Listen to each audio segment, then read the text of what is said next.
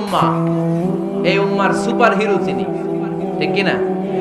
ওনার মুখের আগে লাঠি চলতো বেশি। সুবহানাল্লাহ পড়বেন না? মাঝে মাঝে লাঠি চালানোরও দরকার আছে না নাই? সাইয়েদনা ওমরে ফারুক আমাদের জন্য অনুপ্রেরণা। Is the real super hero of Muslim উম্মাহ। তিনি এই উম্মার রিয়েল সুপার হিরো।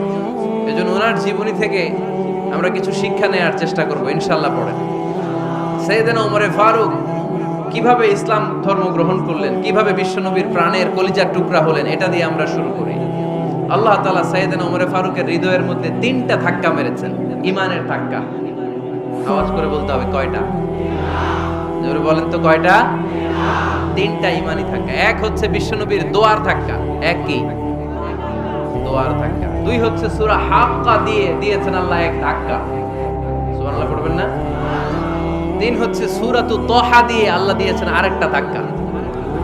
এই 3টা ঈমানি ধাক্কা যখন সাইয়েদনা ওমর ফারুকের হৃদয়ে লাগলো, উনি পড়তে আরম্ভ করেছেন আশহাদু আল্লা ইলাহা ইল্লাল্লাহ ওয়া আশহাদু আন্না মুহাম্মাদান আবদুহু ওয়া রাসূলুহু। চিল্লায়ে পড়েন আল্লাহু আকবার। বিশ্বনবী মক্কায় বসে বসে তাহাজ্জুদের সালাত পড়ে আল্লাহর কাছে দোয়া করলেন, আল্লাহুম্মা আইজ্জাল ইসলাম বিআহাব্বির রাজুলাইনি ইলাইক। ও আল্লাহ, 2 জন লোকের নাম বলবো, 2 জনের দরকার নেই। এই 2 জনের একজনকে আপনি ইসলামের সুশীতল ছায়া তলে এনে ইসলামকে বিজয় দান করে দেন। মুহূর্তের মধ্যে দোয়াটা কবুল করে নিয়েছে কে? বিশ্বনবী বললেন, আল্লাহ 2 জনের নাম বলবো আজকের দোয়ায়। আবি জাহাল ইবনে হিশাম, হয়তো হিশামের বেটা আবু জাহেলকে আপনি ইসলামের ভিতরে নিয়ে আসেন, কিংবা ওমর ইবনুল খাত্তাব, খাত্তাবের বেটা ওমরকে আপনি ইসলামের ছায়া তলে নিয়ে আসেন। ওমরে ফারুকের জন্য দোয়াটা কবুল করে নিয়েছে কে? মক্কার যে অবস্থা, আল্লাহর হাবিব সাল্লাল্লাহু আলাইহি ওয়াসাল্লাম বুঝলেন মক্কার এই 2 জনের একজন যদি আমার সাথে না থাকে তাহলে মক্কায় দাওয়াতি কাজ চালিয়ে যাওয়া যাবে। আল্লাহর বললেন, আল্লাহ বেশি চাই না, এই 2 জনের একজন, হয় আবু জাহেল নয় ওমর, হয় আবু জাহেল নয় ওমর। বিশ্বনবী যখন দোয়া করলেন, এই দোয়ার একটা ঈমানি ধাক্কা, নূরানি ধাক্কা সাইয়েদনা ওমর ফারুকের হৃদয়কে স্পর্শ করে ফেলল। দোয়া ইজ লাইক এ মিসাইল। এই যে আমরা দোয়া করি, এটা মিসাইলের মতো। যুদ্ধে মিসাইল হামলা করে না? মিসাইল হামলা করার পরে এই মিসাইল লক্ষ্য বস্তুতে যে ভেদ করে, ঠিক কিনা? তেমনি দোয়ার মতো যদি আপনি দোয়া করতে পারেন, আপনি যেই জন্য দোয়া করেছেন ঠিক ওই জায়গায় যে আপনার দোয়া স্পর্শ করে। সুবহানাল্লাহ পড়বেন না? বিশ্বনবীর দোয়ার মাধ্যমে প্রথমে সাইয়েদনা ওমর ফারুকের হৃদয়ে এক ধাক্কা লাগলো। 2 নম্বরে রব্বুল আলামিন সূরাতুল হাক্কা দিয়ে ওমর ফারুকের হৃদয়ের মধ্যে দিলেন এক ধাক্কা। পড়েন আল্লাহু আকবার। কোরআনের ভেতরে সূরাতুল হাক্কা নামে একটা সূরা আছে না নাই? আল হাক্কাতু মাল হাক্কা ওয়া মা আদরাকা মাল হাক্কা। পড়েন আল্লাহু আকবার। বিশ্বনবী যখন দোয়া করলেন, ওই দোয়া যখন সাইয়েদনা ওমর ফারুকের হৃদয়ে স্পর্শ করলো, সাইয়েদনা ওমর ফারুক সব সময় বিশ্বনবীরে ফলো করতে আরম্ভ করলেন। বিশ্বনবী ডানে গেলে লুকিয়ে লুকিয়ে ওমর ফারুক ডানে যায়, বিশ্বনবী বায়ে গেলে লুকিয়ে লুকিয়ে ওমর ফারুক বায়ে যায়। বিশ্বনবী একবার মসজিদুল হারামে যে নামাজ পড়তে শুরু করলেন, ওমর ফারুক তখন বিশ্বনবীর পিছু পিছু ছদ্মবেশে পেছন থেকে যে বিশ্বনবী কিভাবে নামাজ পড়ে দেখতে শুরু করলেন। বিশ্বনবী ইন দা মিন টাইম এশারা নামাজে আল হাক্কাতু মাল হাক্কা তেলাওয়াত শুরু করে দিলেন। আল হাক্কাতু মাল হাক্কা তেলাওয়াত শুরু করে দিলেন। তেলাওয়াত করতে করতে বিশ্বনবী যখন তেলাওয়াত করতেছে, ওমর ফারুক এরকম দুলতেছে আর মজা পাচ্ছে। ওমিয়া বিশ্বনবীর কণ্ঠ বুঝি আমার মতো কণ্ঠ, আপনার মতো কণ্ঠ, আহমদ বিন ইউসুফের কণ্ঠ, আব্দুল বাসিতের কণ্ঠ না? বিশ্বনবীর গলায় যে কি সুরের ঝংকার আল্লাহ দিয়েছেন, কি সুরের লহরী আল্লাহ দিয়েছেন, একবার যে শুনতো পাগল হয়ে যেত। আল্লাহু আকবার। বিশ্বনবী সূরা হাক্কা মন্ত্রমুগ্ধ তেলাওয়াতে, মন্ত্রমুগ্ধ সুর দিয়ে, মন্ত্রমুগ্ধ কণ্ঠ দিয়ে তেলাওয়াত করতে লাগলেন। এশার সালাতে ওমর ফারুক দুলতে লাগলেন। ওমর ফারুক যত শুনেন অবাক হয়ে যায়, যত শুনেন অবাক হয়ে যায়, যতই শুনে অবাক। কিরে? কারণ তিনি আরবি ভাষা বুঝতেন। এত সুন্দর শব্দের গাঁথনি, এত প্রাঞ্জল বর্ণনা, এত সুন্দর অন্তমিল, এটা কবিতা না হয়ে পারে। উনি মনে মনে ভাবলেন এটা মনে হয় কবিতা, it might be poem, it could be poem. Muhammad মনে হয় কবি হয়ে গেছে, তার কাব্য প্রতিভা দিয়ে সে এটা বানিয়েছে। তা না হলে এত সুন্দর কথা এটা কবিতা না হয়ে পারে। ইন দ্য মিন টাইম বিশ্বনবী কিন্তু দেখতেছে না যে পেছনে ওমর। বিশ্বনবী তেলাওয়াত করছিলেন, ইন দ্য মিন টাইম বিশ্বনবী পড়ছিলেন ওমা হুয়া বিকাউলি শাইরিন কলিলাম মা তুমিনুন। এই আয়াতের অর্থ হলো এটা কোনো কবির কথা নয়, খুব অল্প সংখ্যক লোকই তোমরা ঈমান আনো। সুবহানাল্লাহ পড়ে। এটাকে বলে কোইন্সিডেন্ট। কোইন্সিডেন্ট হুট করে অনেক সময় মিলে যায়, যায় কি যায় না? আপনি একজনের কথা ভাবতেছেন বাজারে গেলেন, বাজারে যেই দেখেন ওই লোকটা দাঁড়ায় আছে, এরকম হয় কি হয় না? কোইন্সিডেন্ট। ওমরে ফারুক মনে মনে যেটা ভাবতেছে ওই কথা দিয়ে বিশ্বনবী তেলাওয়াত করতেছে, আল্লাহু আকবার। বিশ্বনবী যে আয়াত তেলাওয়াত করছিলেন, আয়াতের অর্থ হলো এটা কোনো কবির বানানো কবিতা না, খুব অল্প সংখ্যক লোকই তোমরা ঈমান আনো। ওমরে ফারুক আটকে উঠলেন, থমকে দাঁড়ালেন। ঘটনা কি? আমি মনে মনে ভাবলাম কি রে, এত সুন্দর কথা, এটা তো মানুষের কথা হতে পারে না, এটা নিশ্চয়ই কবিতা, কবির কথা। কিন্তু মুহাম্মদ এখন আবার পড়তেছে ওমা হুয়া বিকাউলি শাইর, এটা কোনো শায়েরের কবির কথা নয়। কলিলাম মা তুমিনুন, অল্পই তোমরা ঈমান আনো। তার মানে আমার মনে যা চলে মুহাম্মদ এটা টের পায়। মুহাম্মদ গণক, নাউজুবিল্লাহ পড়বেন না? মুহাম্মদ অনেক বড় মাপের একজন গণক। মানুষের হৃদয়ে কি চলে, মনে মনে কি ভাবে, মুহাম্মদ না দেখেও বলে দিতে পারে। ইন দা মিন টাইম বিশ্বনবী পরের আয়াতে বললেন ওয়ালা বিকাউলি কাহিনিন কলিলাম মা তাযাক্কারুন। এই আয়াতের অর্থ হলো এটা কোনো গণকের বানানো গণনা নয়, খুব অল্প সংখ্যক লোকই তোমরা উপদেশ হিসেবে এটাকে মানো। সুবহানাল্লাহ পড়ে। এবার আর ওমরে ফারুকের সহ্য হয় না, কি আজীব তামাশা। প্রথমে মনে করলাম কবিতা, মোহাম্মদ কয় কবি না, সে কবি না, এটা কবিতা না। তারপর ভাবলাম সে গণক, সে আয়াত পরে পরে বলে দিল এটা গণনা নয়, তাহলে এটা কি? এটা কি কবিতাও না, গণনাও না, তাহলে এটা কি? বিশ্বনবী তখন বললেন তানজিলুম মির রাব্বিল আলামিন। সুবহানাল্লাহ পড়েন। পরের আয়াত ছিল তানজিলুম মির রাব্বিল আলামিন।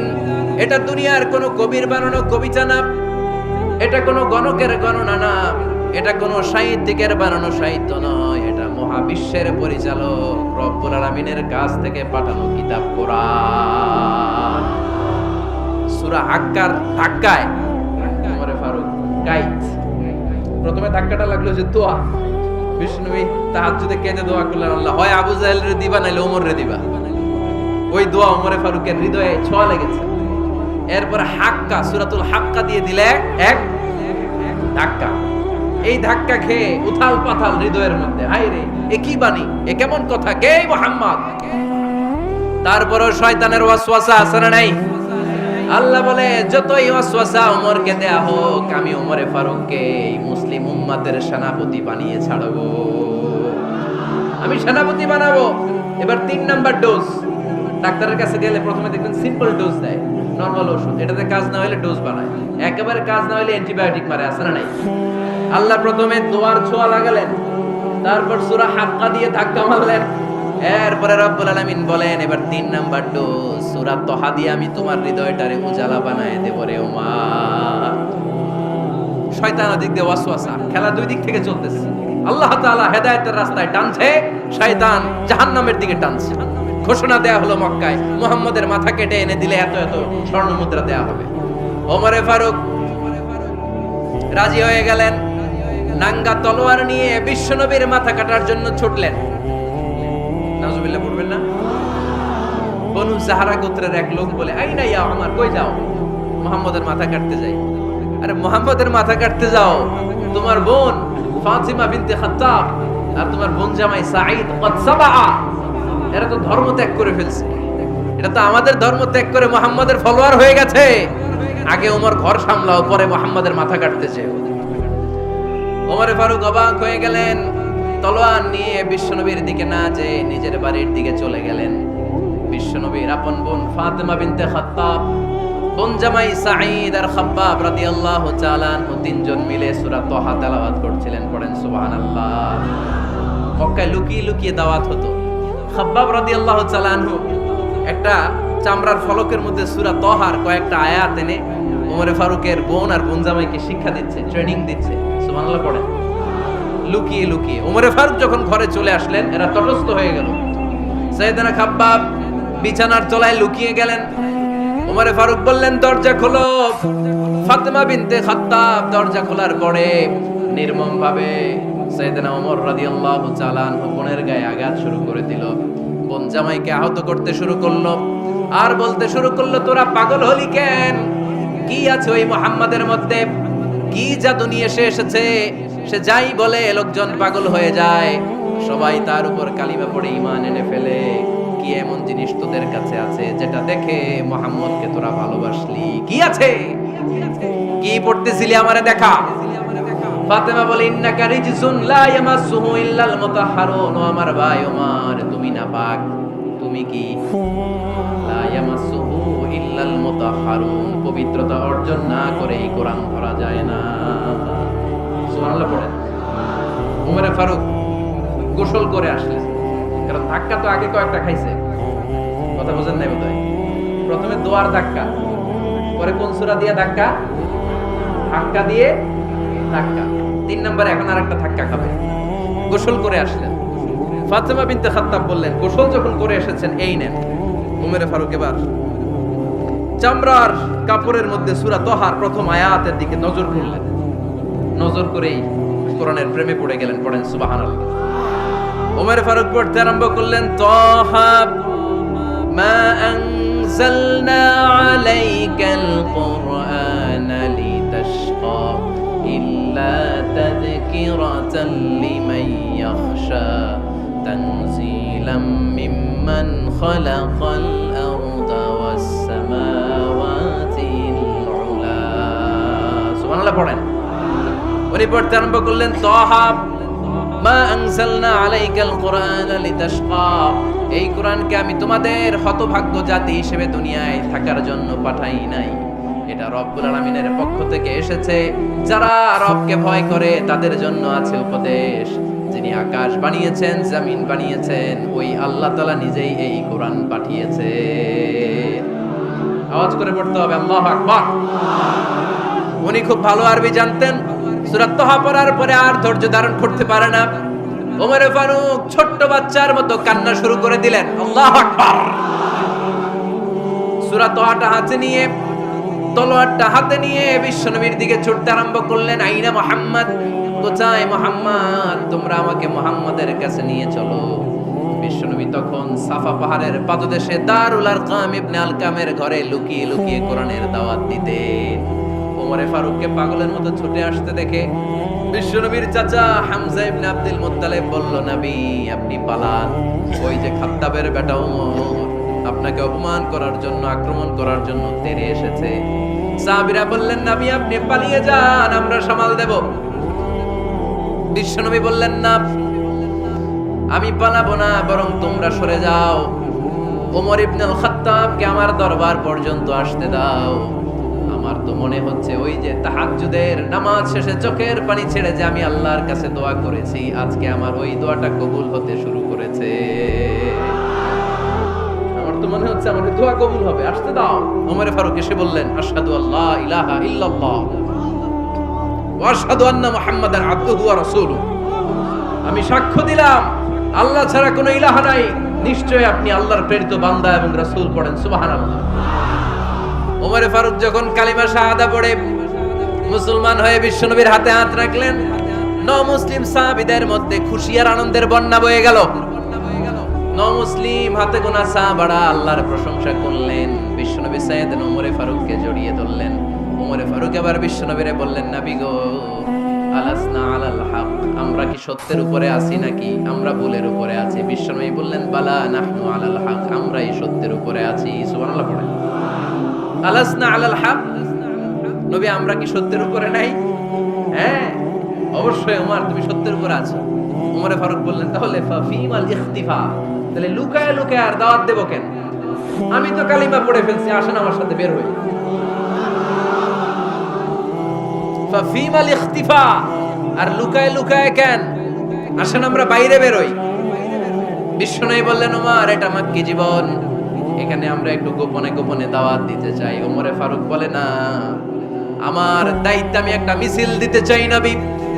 আল্লাহর নামের তাকবীর দিতে দিতে দারুল আরকাম থেকে শুরু করে মসজিদুল হারাম পর্যন্ত একটা মিছিল দিয়ে আমি মক্কা কাঁপাইয়া দেব। অনুমতি দেন, বিশ্বনবী দিতে চায়। ওমর ফারুক অনেক বোঝানোর পরে স্বল্প পরিসরের একটা অনুমোদন পাওয়া গেল বিশ্বনবী সাল্লাল্লাহু আলাইহি ওয়াসাল্লামের কাছ থেকে। কিন্তু মিছিল যে দিবে, মিছিলের জন্য লোকের দরকার আছে না নাই? এখানে লোক নাই, আমি একাই মিছিল দিতেছি। এটা জমবে, মিছিল জমবে। খুঁজে উনি 11 জন মুসলিম সাহাবা পেলেন। কয়জন? ওমরে ফারুক বললেন 11 জনই সই। এই 11 জন নিয়েই আমি আল্লাহর নামের তাকবীর দিব। 2 লাইন করলেন। কয় লাইন? 2 লাইন।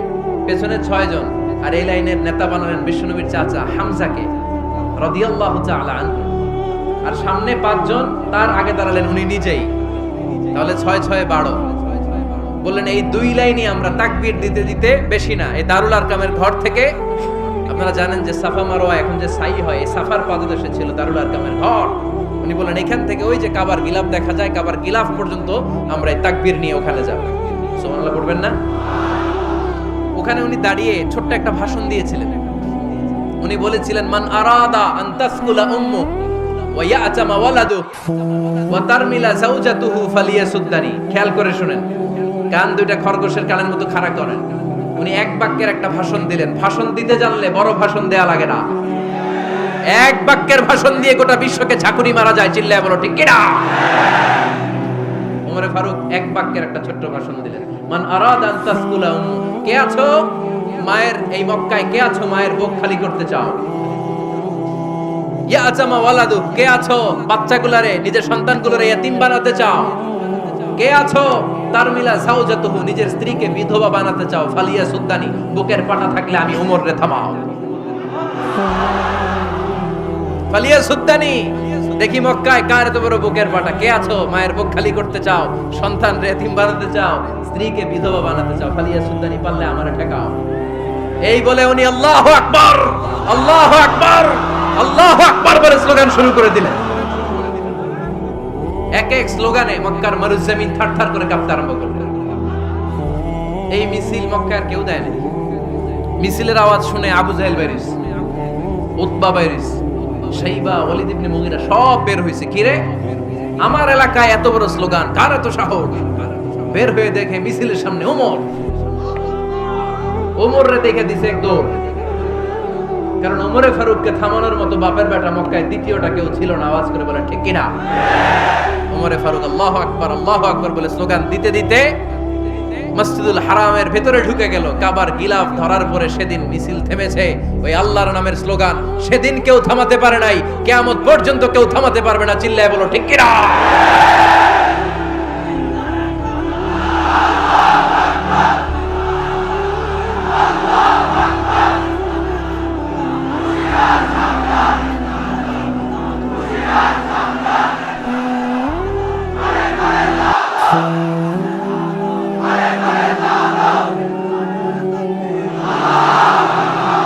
ওইরকম একটা ওমরের দরকার, আমাদের বেশি চাই না। জোরে বলেন ঠিক কিনা? দাও খোদা দাও আমায় আবার ওমর দারাজ দিল, দাও খোদা দাও আমায় আবার ওমর দারাজ দিল, দাও আলীর মতো বীর সেনানি, আলীর মতো বীর সেনানি জাগাতে নিখিল, দাও খোদা দাও আমায় আবার ওমর দারাজ দিল। সুবহানাল্লাহ পড়েন। একটা ওমর লাগবে। চিল্লায় বলেন কয়টা? ওই ওমরের অপেক্ষায় বাংলাদেশ সহ গোটা মুসলিম উম্মাহ, ঠিক কি না? একটা ওমরই যথেষ্ট। আমাদের সেন্ট্রাল লিডারশিপ নাই তো, আমাদেরকে এদিকে লাথি মারলে আমরা ওইদিকে যাই, ওদিক থেকে গুতা মারলে আমরা এদিকে যাই। আমাদের রিপ্রেজেন্টেটিভ, আমাদের প্রতিনিধিত্ব করার মতো কোনো কেন্দ্রীয় লিডারশিপ নেতৃবৃন্দ গোটা বিশ্বে নাই, ঠিক কি না? আমরা সেই ওমরে ফারুকের অপেক্ষায়, আমরা সেই ইমাম আল মাহদির অপেক্ষায়। এই ওমরে ফারুক আমাদের মডেল, ঠিক কি না? থার্ড ইন পজিশন, এই পুরো উম্মতের মধ্যে ওনার পজিশন নাম্বার 3।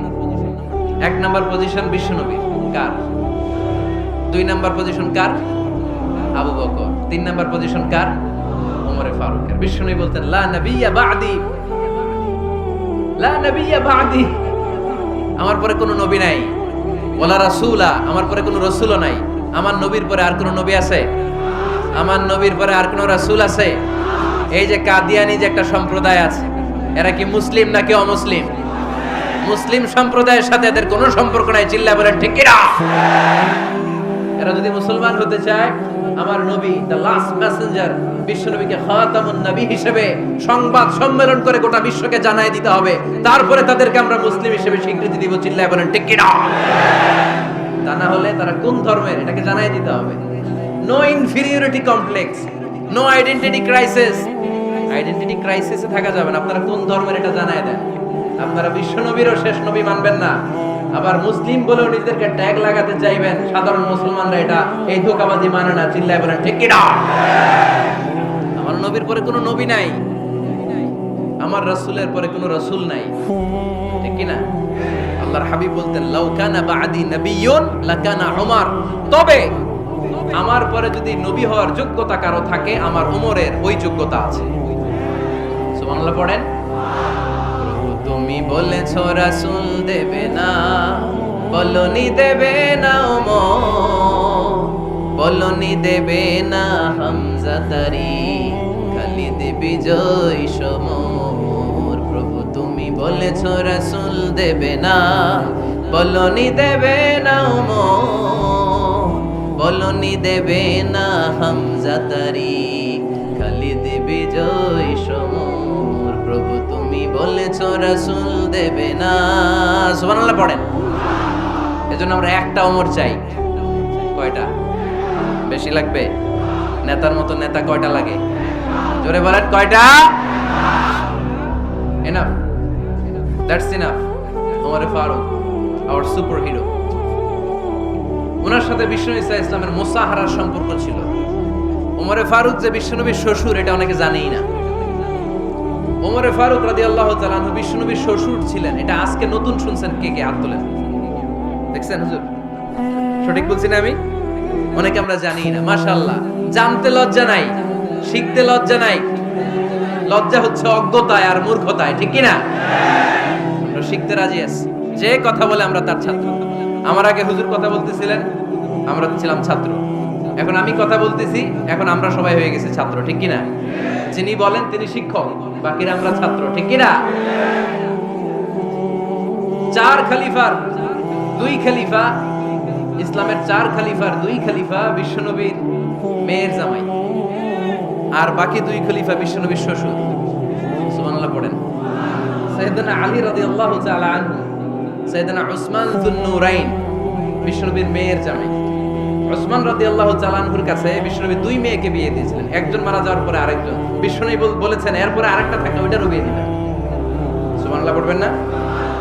2 জন ছিল মেয়ের জামাই আর 2 জন ছিল শ্বশুর। সাইয়েদনা আবু বকর শ্বশুর, বিশ্বনবীর স্ত্রী আম্মাজান আয়েশা রাদিয়াল্লাহু তাআলা আনহার বাবা। বিশ্বনবীর স্ত্রী আম্মাজান হাফসা রাদিয়াল্লাহু তাআলা আনহার বাবা ছিল সাইয়েদনা ওমর ফারুক। চিল্লায় পড়েন আল্লাহু আকবার। জানো তো পজিশন না? সাইয়্যিদু কুহুলিল জান্নাহ, জান্নাতে যত নারীরা যাবে, নারীদের সর্দারিনী হবে সাইয়্যিদাতুনা ফাতেমা রাদিয়াল্লাহু তাআলা আনহা। এই ফরিদপুরের যত ইয়াং স্টাররা তোমরা যারা জান্নাতে যাবে, তোমাদের লিডার হবে সাইয়েদনা হাসান আর হুসাইন রাদিয়াল্লাহু তাআলা আনহুমা। আর বয়স্ক মুরব্বীরা যারা জান্নাতে ঢুকবেন, আপনাদের লিডার হবে সাইয়েদনা আবু বকর আর সাইয়েদনা ওমর ফারুক রাদিয়াল্লাহু তাআলা। সুবহানাল্লাহ পড়তে পারলেন না? ওমর ফারুক এটা সাধারণ কোনো ক্যারেক্টারিস্টিক্স নয়। ওনাকে আল্লাহ তাআলা নলেজও দিয়েছেন, আবার দিনদারিও দিয়েছেন। আমার দিনী ভাইয়েরা, খেয়াল রাখবেন, কোন আলেমের মধ্যে বা কোন নেতার মধ্যে যদি এই দুইটার সমন্বয় আপনি পান, যে তার জ্ঞানও আছে আবার দিনদারিও আছে, he belongs the knowledge and he belongs the taqwa, সে গোটা বিশ্বকে জয় করে ফেলবে, ঠিক কি না? যার মধ্যে জ্ঞান আছে, যার মধ্যে তাকওয়া আছে, তারে কেউ থামায় রাখতে পারে? ওমর ফারুককে এই 2 নেয়ামত দিয়ে ধন্য করেছে কে? সহিহ বুখারীর বর্ণনা, বিশ্বনবী সাহাবীদের সামনে একটা স্বপ্নের কথা বলছেন। বিশ্বনবী বললেন, আমি স্বপ্নে দেখলাম আমার আঙ্গুলের ফাঁকা থেকে দুধ বের হচ্ছে, আমি তৃপ্তি সহকারে দুধ খেলাম। খাওয়ার পরে দেখলাম আঙ্গুলের মধ্যে একটু দুধ লেগে আছে। আমার আঙ্গুলে অতিরিক্ত লেগে থাকা দুধটা আমি ওমরে ফারুকের মুখের মধ্যে লাগিয়ে দিলাম। সাহাবারা বললেন, ইয়া রাসূলুল্লাহ, ইয়া হাবিবাল্লাহ, মাযা আওয়ালতা বিহি, এই স্বপ্নের আপনি কি ব্যাখ্যা করলেন, আমরা তো বুঝলাম না। বিশ্বনবী বললেন, আওয়ালতু বিহি আল ইলম, আমি এই দুধ দিয়ে জ্ঞানের ব্যাখ্যা করেছি, কারণ ওমরকে আল্লাহ যেই জ্ঞান দিয়েছে গোটা বিশ্বের কাউকে এত জ্ঞান দেয় না।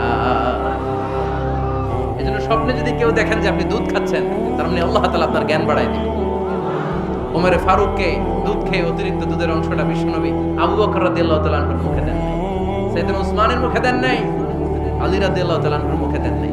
স্বপ্নে ওই অতিরিক্ত লেগে থাকা দুধটা বিশ্বনবী ওমরে ফারুকের ঠোঁটের মধ্যে লাগিয়ে দিয়েছে। এই হাদিস থেকে প্রমাণ হয় আল্লাহ তাআলা জ্ঞানের নেয়ামতে সাইয়েদনা ওমরে ফারুককে ধন্য করেছেন। আবার বুখারীর বর্ণনা, বিশ্বনবী সাল্লাল্লাহু আলাইহি ওয়াসাল্লাম আরেকটা স্বপ্নের বর্ণনা দিচ্ছেন। তিনি বললেন, তোমাদের সবাইকে স্বপ্নে আমার সামনে দাঁড় করানো হলো। আমি দেখলাম তোমাদের কারো জুব্বা নাভি পর্যন্ত, কারো জুব্বা হাঁটু পর্যন্ত, কারো জুব্বা টাকনু পর্যন্ত। ওমরে ফারুককে যখন স্বপ্নে আমার সামনে দাঁড় করিয়ে দেয়া হলো, আমি দেখলাম ওমরের জুব্বা এত লম্বা, ওমর টেনে হিচড়ে তার জুব্বা নিয়ে সামনে হেঁটে যাচ্ছে। সাহাবারা বললেন, ফামাদা আওয়ালতা বিহি ইয়া রাসূলুল্লাহ, ও আল্লাহর রাসূল, এই স্বপ্ন দিয়ে আপনি কি বোঝাতে চাইলেন, আমরা কিছু বুঝলাম না। বিশ্বনবী বললেন, আওয়ালতু বিহি আদ-দ্বীন, আমি এই হাদিসের দ্বারা দ্বীনের ব্যাখ্যা করলাম, যার জামা যত লম্বা তার দ্বীনদারি তত বেশি। সুবহানাল্লাহ, আসতে পড়েন। স্বপ্নে দেখলেন কোন সাহাবীর জুব্বা নাভি, কোন সাহাবীর হাঁটু, কারোটা টাকনু, কিন্তু ওমরে ফারুকের জুব্বা এত লম্বা, ইয়াজুরু সাওবাহু, তিনি তার জুব্বা টেনে হিচড়ে যাচ্ছেন। বিশ্বনবী বললেন, এটা দ্বারা আমি দ্বীন, আমি তাকওয়া, দ্বীনদারি, তাকওয়া, এটার ব্যাখ্যা করেছি। তার মানে ওমরে ফারুকের তাকওয়ার সামনে সব তাকওয়া পানি হয়ে যাবে। কোন সুবহানাল্লাহ। আল্লাহ তাআলা সাইয়েদনা ওমরে ফারুককে দ্বীনের জ্ঞান দিয়েছেন, তাকওয়া দিয়েছেন। যুবক ভাইরা, যাকে আল্লাহ তাআলা দ্বীনের জ্ঞান দেয়, যাকে আল্লাহ তাআলা তাকওয়ার এই গুণ দিয়ে সমৃদ্ধ করে, তার জন্য গোটা বিশ্বের সব দরজাগুলোকে ওপেন করে দেয় কে? কত বড় মুত্তাকি ছিলেন সাইয়েদনা ওমরে ফারুক। মদিনার সমাজে কয়জন মুনাফিক ছিল বিশ্বনবী ছাড়া কেউ বলতে পারতেন না। বিশ্বনবী কোন সাহাবীকে মুনাফিকদের লিস্ট দিয়ে যান নাই, একজন সাহাবী ছাড়া। দেখি কেউ বলতে পারেন কিনা ওই সাহাবীর নাম? কি নাম? হুযায়ফা ইবনুল ইয়ামান রাদিয়াল্লাহু তাআলা আনহু। ওনাকে বলা হতো সাহিবু সিররি রাসূলিল্লাহ, আল্লাহ রাসূল সাল্লাল্লাহু আলাইহি ওয়াসাল্লামের গোপন তথ্যের ধারক বাহক। সুবহানাল্লাহ পড়বেন না? বিশ্বনবী ইন্তেকালের আগে মদিনার সমাজে মোট কয়জন মুনাফিক আছে, এই তথ্য আবু বকরকে বলেন নাই, ওমর রাদিয়াল্লাহু তাআলা আনহুকে বলেন নাই, উসমান রাদিয়াল্লাহু তাআলা আনহু, আলী রাদিয়াল্লাহু তাআলা আনহু, আশারাতুল মুবাশশিরিন বিল জান্নাহ কোন সাহাবীকে বলেন নাই। শুধুমাত্র কেবলমাত্র একমাত্র হুযায়ফা ইবনুল ইয়ামান রাদিয়াল্লাহু তাআলা আনহুর কাছে মুনাফিকদের লিস্টে বিশ্বনবী দিয়ে গিয়েছে। সুবহানাল্লাহ পড়ুন। মদিনায় কারা কারা মুনাফিক কেউ জানতো না, হুযায়ফা ছাড়া। কে ছাড়া? নামটা আজকে মুখস্থ করেন, যাতে অন্য কোনো ওয়াজে কেউ জিজ্ঞেস করলে বলতে পারেন। মুনাফিকদের লিস্ট যে সাহাবীর কাছে বিশ্বনবী দিয়ে গিয়েছিলেন, সাহাবীর নাম কি? নাম? নামটা কেমন লাগে? ভালো লাগে? অনেকে আমারে জিজ্ঞেস করে, হুজুর আমার ছেলে হবে আগামী মাসে, একটা নাম দেন। নাম দিয়ে দিলাম হুযায়ফা। যাদের হবে ছেলে, এলাকায় যাদের নেক্সট কয়েক মাসে ছেলে হবে, খালি হুযায়ফা চলবে। কি চলবে? ভালো লাগে? নামটা ভালো লাগে? রাইখেন, অনেক সুন্দর নাম। উনি জানতেন মুনাফিক কারা। দেখেন ওমরে ফারুকের তাকওয়ার লেভেলটা কত হাই। ওমরে ফারুক একদিন হুযায়ফা রাদিয়াল্লাহু তাআলা আনহুর কাছে গেলেন, যে বললেন, হুযায়ফা, বিশ্বনবী ইন্তেকালের আগে মুনাফিকদের নামের লিস্টটা কারো কাছে দেয় নাই, আমার জানা নাই, সাইয়েদনা আবু বকরের জানা নাই, কোন সাহাবীর জানা নাই, তুমি ছাড়া। আমি তোমার কাছে জানতে চাই, আমি ওমরের নামটা ওই মুনাফিকদের খাতায় আছে কিনা আমার একটু বলো।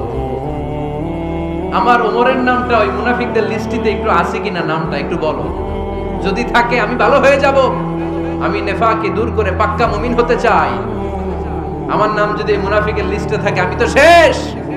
হুযায়ফা চোখের পানি ছেড়ে দিয়ে বলে, আমিরুল মুমিনিন, কেমন প্রশ্ন করলেন আপনি?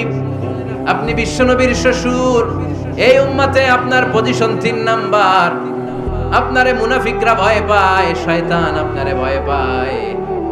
আপনি জান্নাতে সব বয়স্ক লোকদেরকে নিয়ে জান্নাতের মধ্যে আগে আগে ঢুকবেন, কেমন করে মুনাফিকদের কাতারে আপনার নাম থাকতে পারে? ওমর সুবহানাল্লাহ পড়ে। কি বিনয়ী, কি তাকওয়া! হুযায়ফাকে যে ধরতেন, হুযায়ফা একটু বলো না আমার নামটা মুনাফিকদের লিস্টিতে আছে কিনা।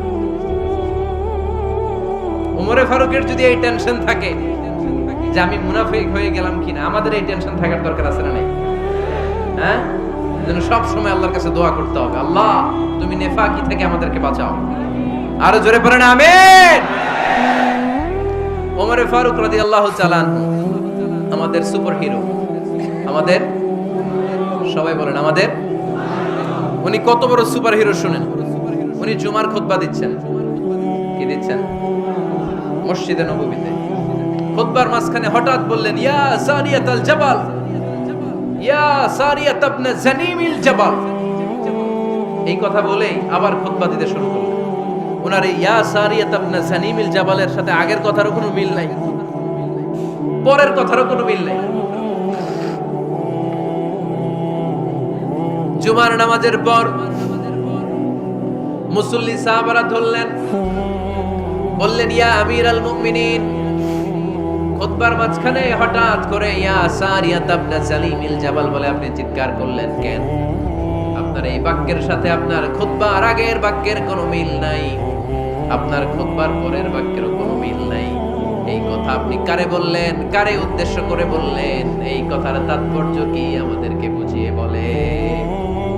ওমরে ফারুক বললেন, আমি যখন খুতবা দিচ্ছি আমি দেখতে পেলাম ওই যে কয়েক মাস আগে আমি আমার মুসলিম সেনাবাহিনী পারস্যে আক্রমণের জন্য পাঠিয়েছি, বর্তমান ইরানের ওই বিশাল এলাকাতে পারস্যে আমি আমার ব্যাটালিয়ন পাঠিয়েছি। আমি হঠাৎ করে দেখতে পেলাম আমার মুসলিম বাহিনীর সেনাপতি যুদ্ধের এক পর্যায়ে তার ডানে আছে উপত্যকা, বায়ে আছে পাহাড়, সে পাহাড়ি রাস্তা ছেড়ে দিয়ে উপত্যকার দিকে যেতে শুরু করেছে। আমি দেখতে পেলাম আমার মুসলিম বাহিনী যদি উপত্যকার দিকে ছুটে বেড়ায়, কাফির মুশরিকরা আমার মুসলিম বাহিনীকে কচুকাটা করে ফেলবে। তাই আমি এখান থেকে তাদেরকে কমান্ড দিয়ে বলেছি, ইয়া সারিয়াতাল জাবাল, উপত্যকার দিকে নয় পাহাড়ের দিকে যাও, তাহলেই তোমাদের বিজয় নিশ্চিত হয়ে যাবে। উপত্যকার দিকে যেও না, ইলাল জাবাল, ইলা সারিয়াতিল জাবাল, পাহাড়ের দিকে ছোট। সাহাবারা অবাক, ঘটনা কি? উনি বসে আছেন মদিনায় মসজিদে নববীর মিম্বারে দাঁড়িয়ে, উনি যদি ইয়া সারিয়াতাল জাবাল বলে, এটা কি ইরানে যাবে নাকি? ও মিয়া, তখনকার সময়ে বর্তমানের মতো মোবাইল ছিল নাকি, ইন্টারনেট ছিল নাকি, কিছু ছিল? খালি মুখে আমি যদি বলি ইয়া সারিয়াতাল জাবাল, এটা ইরানে যাবে, ইন্ডিয়া যাবে, ঢাকায় তো যাবে না, ফরিদপুর শহরেই তো বসবে না, ঠিক কিনা?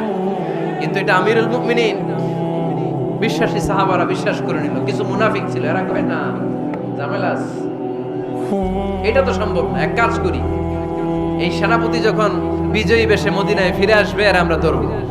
এরা দিন গুনতে লাগলো, এই সেনাপতি মুসলিম বাহিনী নিয়ে পারস্য জয় করে কবে ফিরে আসবে।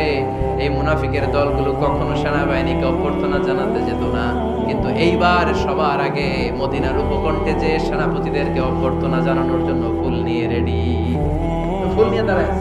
সেনাপতি ঢুকার সাথে সাথে ধরছে, এই সেনাপতি কোত্থেকে আসছে? কয় পারস্য জয় করে আসছি। কয় এমন এমন দিন, জুমার দিন দুপুর বেলা যুদ্ধের মাঝখানে আমিরুল মুমিনিনের কণ্ঠে কোন কথাবার্তা শুনছো নাকি? সেনাপতি অবাক, কয় তোমরা জানলা কেমনে? শুনছি তো। সুবহানাল্লাহ পড়বেন না? আমরা যুদ্ধে একটা ভয়ঙ্কর অবস্থার মধ্যে ছিলাম, পেছন থেকে শত্রু আমাদেরকে আক্রমণ করতে শুরু করে দিল। ডানে যাব না বায়ে যাব, সামনে যাব নাকি পেছনে যাব, রাস্তা খুঁজে পাচ্ছি না। ডান দিকে ছিল আমাদের উপত্যকার রাস্তা, বাঁ দিকে ছিল পাহাড়ি পথ। আমরা সোজা পথ হবে মনে করে উপত্যকার দিকে ছুটতে আরম্ভ করলাম। হঠাৎ করে আমিরুল মুমিনিনের কণ্ঠ বজ্র কণ্ঠে আমার কানের মধ্যে ভেসে আসলো। আমার মনে হলো আমিরুল মুমিনিন কেমন যেন আমাকে কমান্ড দিচ্ছেন আর বলছেন, ইয়া সারিয়াতাল জাবাল, ডান দিকে উপত্যকার পথে নয়, তাড়াতাড়ি পাহাড়ের দিকে সৈন্যবাহিনী নিয়ে উঠে যা। পাহাড়ের দিকে, ডানে না। This is wrong track and this is the right track. ওই দিন যদি ওমরে ফারুকের ওই গাইডলাইন, আমিরুল মুমিনিনের কমান্ড যদি আমি না শুনতাম, আজকে বিজয়ের বেশে ফিরতেও পারতাম না, আমাদের চেহারাও তোমরা দেখতে পেতে না। ওমরে ফারুকের ওই কমান্ড, ওই গাইডলাইন অদৃশ্য থেকে শোনার কারণে ওই পারস্যের মধ্যে আমাদেরকে সেই যুদ্ধে বিজয় দান করেছে কে? দিস ইজ ওমরে ফারুক, দিস ইজ ওমরে ফারুক। বিশ্বনবী বলছেন, ওমর মা লাকিয়াকা শাইতানু সালিকান ফাজ্জান ইল্লা সালাকা ফাজ্জান গায়রা ফাজ্জিক। ওমর, শয়তান ইবলিস যদি তোমার কোনো রাস্তা দিয়ে হাঁটতে দেখে, শয়তান ওই রাস্তা রেখে দিয়ে অন্য রাস্তা দিয়ে হাঁটে। সুবহানাল্লাহ বাড়িতে যায় বললেন। কে বলতেছে? বিশ্বনবী। কার ব্যাপারে? ওমরে ফারুকের ব্যাপারে। শয়তান যদি দেখে যে ওমরে ফারুক এই রাস্তা দিয়ে হাঁটতেছে, শয়তান ওই রাস্তা রেখে দিয়ে অন্য রাস্তা দিয়ে হাঁটে। সুবহানাল্লাহ পড়েন। রাত্রিবেলা আমরা আমাদের বাচ্চা ছেলে মেয়েদেরকে যখন খাওয়াই, বাচ্চারা খেতে চায় না, এরকম হয় আপনাদের ফরিদপুর এলাকায়? এই এলাকায় হয় নাকি? খেতে চায় না বাচ্চারা, এই চকলেট দেখায়া, এই মিনা কার্টুন দেখায়া, এইটা সেইটা, এগুলো সেগুলো বলে, গল্প টল্প বলে ভুলায়া খাওয়ানো লাগে, তাই না? তারপরও খায় না। আমারও ছোট মেয়ে আছে, খেতে চায় না, এইটা সেইটা এমনি সেমনি খাওয়ানো লাগে। তো শেষে না পেরে মা বাবা বলতে বাধ্য হয়, ওই যে ভূত আসতেছে, ভূত, তাড়াতাড়ি তাড়াতাড়ি খাও, নাহলে যে ভূত ধরবে তোমার। ওই যে বাঘ আসতেছে, বাঘ, তাড়াতাড়ি খাইলে নাহলে বাঘে কামড়াবে। বলি না আমরা? আপনারা কি বলেন? ভূত। আর কি বলেন? হ্যাঁ হ্যাঁ, আচ্ছা, এক এক জায়গায় এক একটা আমরা বলি, ভূত আসবে, বাঘ খাবে, ভাল্লুক খাবে, তাড়াতাড়ি খাও। মদিনাতে যখন ওমরে ফারুক আমিরুল মুমিনিন, মদিনার মায়েরাও বাচ্চাদেরকে খাওয়াতে পারতো না, ছোট্ট মেয়েদেরকে খাওয়াতে পারতো না, খাওয়া নিয়ে যন্ত্রণা করতো।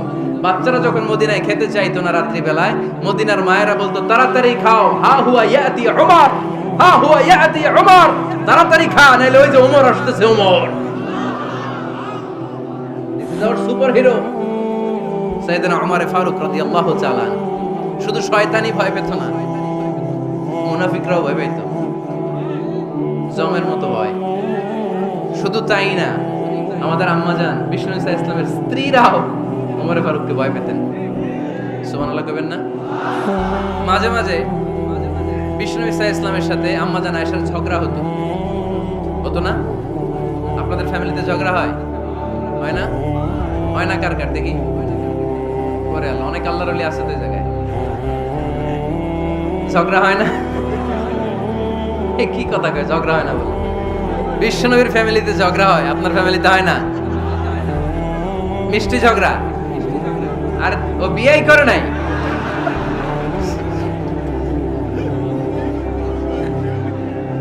ঝগড়া তো হবেই, দাম্পত্য জীবনের মজাটাই তো এখানে।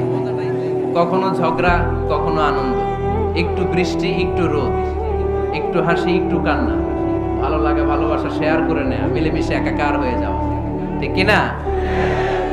আল্লাহর হাবিব সাল্লাল্লাহু আলাইহি ইসলামের সাথে আম্মাজান আয়েশার ঝগড়া হতো। তো একদিন ঝগড়া হয়ে দুইজন রেগে আছে। খবরদার দুইজন রেগে থাকবেন না, একজন রাখলে আরেকজন থেমে যাবেন, কারণ এই ছোট্ট ঝগড়া থেকে এটা অনেক সময় বিচ্ছেদের দিকে গড়ায়। আমার প্রিয় ফরিদপুরবাসী, ভাবি রেগে গেলে আপনি রাইগেন না, ওই দিন আপনি একটু ঠান্ডা থাকেন। আবার আপনি রেগে গেলে, আমার মাইকের আওয়াজ যদি ভাবিরা শুনেন, আপনারা রেগে যায় না, একটু ঠান্ডা থাকেন। দুইজনে রেগে গেলে তো তৃতীয় বিশ্বযুদ্ধ শুরু হবে, তাই না? একজন রেগে গেলে আরেকজন ঠান্ডা, কারণ এই সামান্য ঝগড়া থেকে ইগোর কারণে এটা বিচ্ছেদ আর ডিভোর্স পর্যন্ত গড়ায়। আর শয়তান এখানে উস্কানি দেয়, কারণ ইমানদারদের ফ্যামিলি ভাঙতে পারলে শয়তান সবচেয়ে বড় খুশি হয়, আর ইমানদারদের ফ্যামিলি টিকে থাকলে খুশি হয়ে যায় কে? আম্মাজান আয়েশা রাদিয়াল্লাহু তাআলা আনহার সাথে বিষ্ণু ইসা ইসলামের ঝগড়া হতো মাঝে মাঝে। একবার ঝগড়া হলো, বিষ্ণু ইসা ইসলামের রাগ, আম্মাজান আয়েশাও রাগ। বিষ্ণুই বললেন, আয়েশা, ঝগড়া করে আর কতক্ষণ থাকবো, আসো মিটমাট করি। আয়েশা রাদিয়াল্লাহু বললেন, ঠিক আছে মিটমাট করব।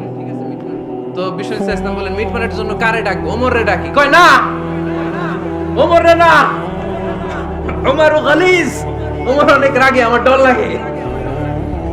কয় তাহলে তোমার আব্বারে ডাকি, কয় ডাকে। কি খুশি, মেয়েদের মধ্যে অভ্যাসটা আছে না নাই? তাহলে তোমার আব্বারে ডাকি, ডাকেন। ডেকে নিয়ে আসা হলো। আবু বকর রাদিয়াল্লাহু তাআলা আনহু দাঁড়ালেন, আম্মা জান আয়েশা দাঁড়ালেন, বিশ্বনবীও দাঁড়ালেন। বিশ্বনবী বললেন, আয়েশা তোমার আব্বা আসছে, এবার ঘটনা খুলে বলার পালা। তুমি বলবা নাকি আমি বলবো?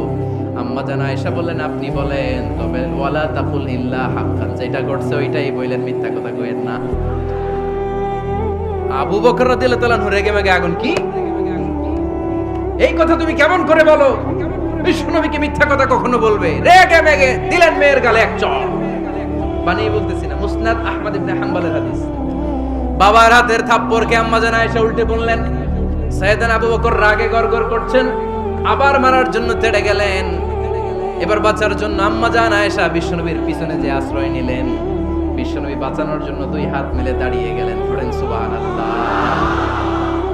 বিশ্বনবী যখন দুই হাত মেলে দাঁড়িয়ে গেলেন, সাইয়েদনা আবু বকর রাদিয়াল্লাহু আনহু থেমে গেলেন। সাইয়েদনা আবু বকর রাদিয়াল্লাহু তাআলা আনহু ঘর থেকে বের হয়ে বারান্দায় দাঁড়ালেন। পড়েন সুবহানাল্লাহ।